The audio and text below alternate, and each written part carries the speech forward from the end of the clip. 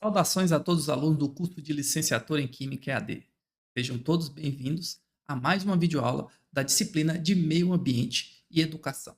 Na videoaula de hoje, nós continuaremos o módulo 4, falando um pouquinho mais de biosfera. Na verdade, hoje nós introduziremos o conceito de pesticidas. Isso porque, se existe um sentido mais adequado para a expressão mal necessário, esse pode ser evidenciado no uso de pesticidas pela agricultura moderna. Apesar de toda a toxicidade que esses compostos apresentam, a grande explosão demográfica que a humanidade vivenciou no último século e que tem como consequência o crescimento exponencial da demanda alimentícia só foi possível devido ao uso de pesticidas pela agricultura. Daí o termo mal necessário. Mas qual é a definição de pesticidas? Pois bem, são todas as substâncias de origem natural ou sintética usadas no controle e ou eliminação de pragas, tais como insetos ou ervas daninhas, que causam prejuízos na produção de alimentos ou transferem enfermidades aos seres humanos.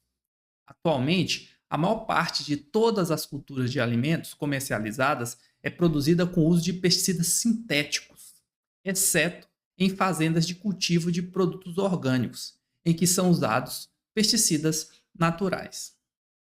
A tabela 4.1 a seguir apresenta as principais categorias de pesticidas e os organismos indesejados que são combatidos por ele. Nela podemos destacar o grupo dos inseticidas, que são usados para combater insetos, tais como as baratas, os raticidas, usados para combater roedores, os acaricidas, usados para combater o ácaro, e destaque especial é dado também ao herbicida, que será tema da nossa próxima videoaula, que é usado no combate de planta ou ervas daninhas. Todavia, desde a sua introdução, os pesticidas sintéticos têm sido um problema à saúde humana, devido à potencial contaminação dos alimentos proporcionado por esses compostos. Atualmente, metade dos alimentos consumidos, por exemplo, nos Estados Unidos, contém um nível mensurável de, no mínimo, um tipo de pesticida. Em contrapartida, outros países vêm proibindo ou restringindo o uso de alguns pesticidas mais tóxicos.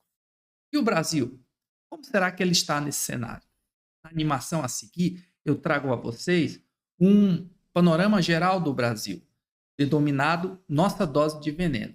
Nele, por exemplo, nós podemos observar que em 2008 o Brasil ultrapassou os Estados Unidos e assumiu o posto de maior mercado mundial de agrotóxicos, posto que ocupa, infelizmente, até hoje.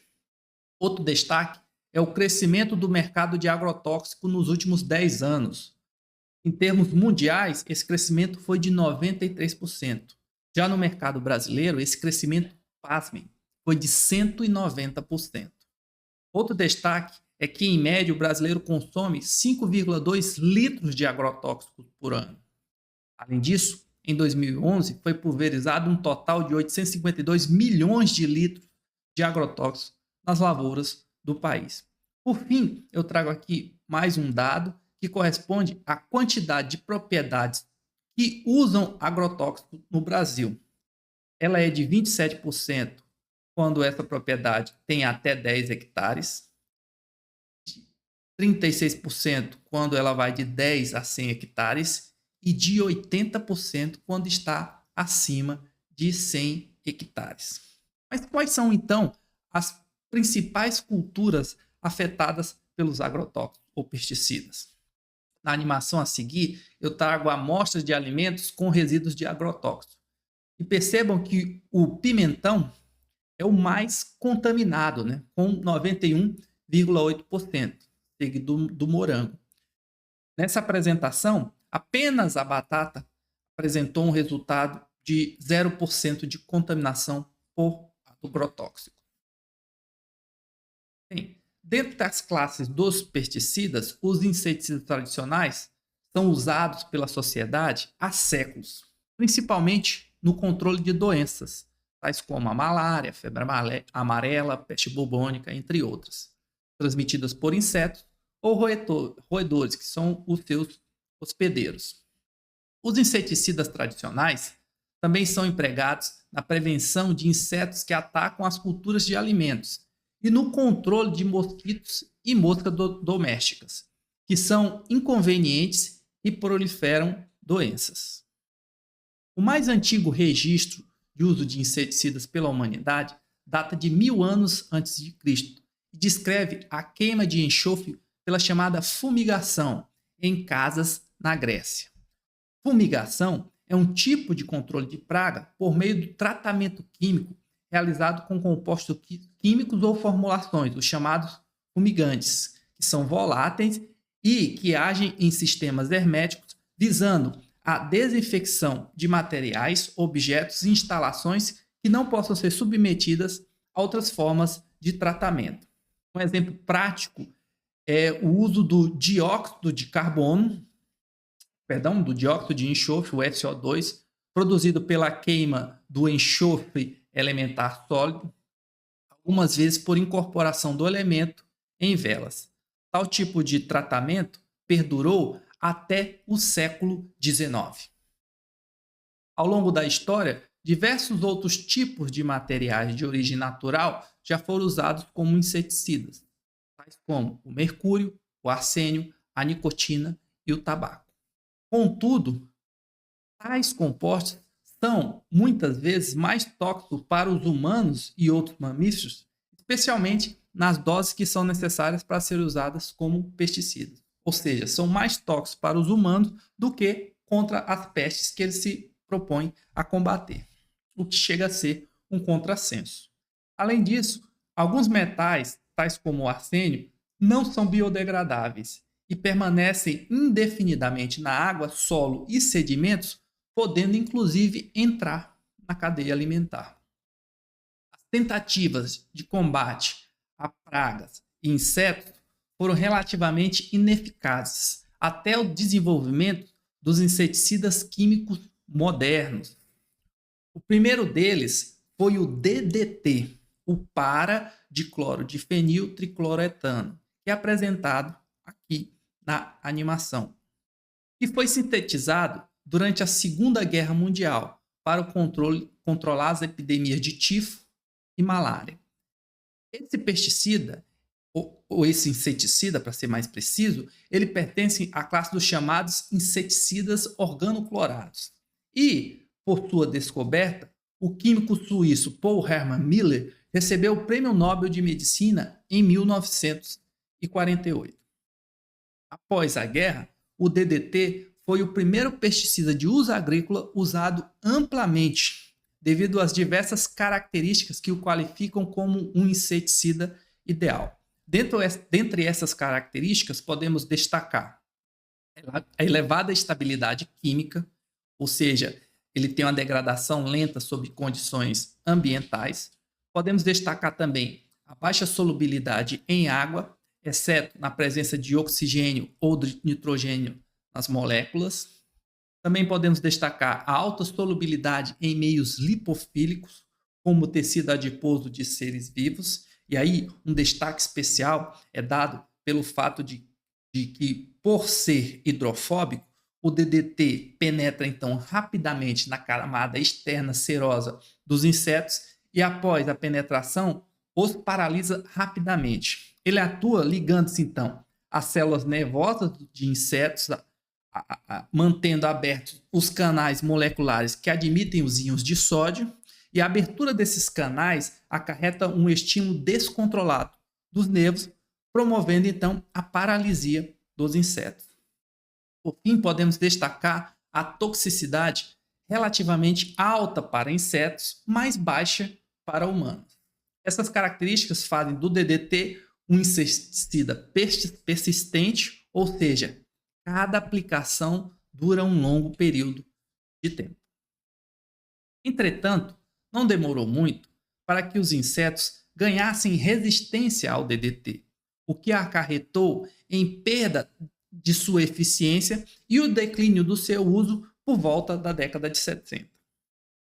O ganho da resistência ao DDT por parte dos insetos se deve basicamente à produção de uma enzima chamada DDTase, que catalisa a dehidrocloração, que é a perda de átomos de hidrogênio e cloro por parte da molécula de DDT, que passa a formar o 2,2-bis-para-clorofenil 1,1-dicloroetileno, também conhecido como DDE, que possui uma nova ligação dupla no átomo do carbono central. Isso promove uma alteração na geometria desse carbono central, que deixa de ser tetraédrica e passa a ser trigonal. E isso faz com que altere as características do DDT, que não consegue mais se ligar fortemente às células nervosas do inseto, perdendo assim a sua eficiência. Assim, para complementar e substituir o DDT, novos inseticidas foram desenvolvidos. A princípio, foram sintetizadas variações do DDT, ou seja, moléculas que mantêm a estrutura básica do DDT, mas que possuem diferentes substituintes químicos, que não são susceptíveis à DDTase dos insetos resistentes. Contudo, a população de insetos desenvolveu novas resistências a todas as variações propostas, até que se concluiu que nenhum inseticida poderia permanecer eficaz por muito tempo. A partir de então, outras moléculas organocloradas foram empregadas como neurotoxinas de insetos. Várias delas eram produtos de uma reação de adição entre o pentaclorociclopentadieno e uma molécula olefínica, que originaram a classe dos inseticidas ciclodiênicos, tais como o aldrin, o dieldrin, o clordano e o endosulfano. Contudo, o sucesso dos inseticidas persistentes teve um preço alto em todo o ecossistema em que estavam inseridos. Isso ocorre porque os insetos fazem parte de uma rede muito complexa, de uma relação presa-predador, ou predador-presa, como queira. Como exemplo dessa ação, temos a introdução do DDT na ilha de Borneo, como parte de uma campanha de erradicação da malária organizada pela OMS na década de 60. Para que vocês tenham uma ideia dessa ação, a ilha de Borneo é uma ilha que fica no sudoeste asiático, e nessa ilha existia uma grande quantidade de mosquitos vetores da malária, ou seja, existia uma grande quantidade de casos de malária. Então a OMS, a Organização Mundial da Saúde, utilizou o DDT nessa região e conseguiu eliminar o mosquito vetor da malária de forma eficiente. No entanto, outros mosquitos, dentre eles uma espécie de vespa, também foi eliminada. Acontece que essa espécie de vespa é o predador natural de um tipo de lagarta que está presente na ilha. E ao perder o seu predador, essa espécie de lagarta se multiplicou e esse tipo de lagarta é responsável por comer as casas de sapé que existem na ilha. Em paralelo, a morte das vespas, né? A partir da morte das vespas, lagartixas comiam esses mosquitos mortos e adoeciam. Ao adoecerem, gatos passaram a comer essas lagartixas e morreram. Com a morte dos gatos, a população de roedores aumentou e, atrelado a esse crescimento da população de roedores, aumentou também o número de pulgas de roedores e os casos de peste bubônica. Além disso, as lavouras passaram a ser consumidas, né, por esses roedores, causando um desequilíbrio total do ecossistema na ilha.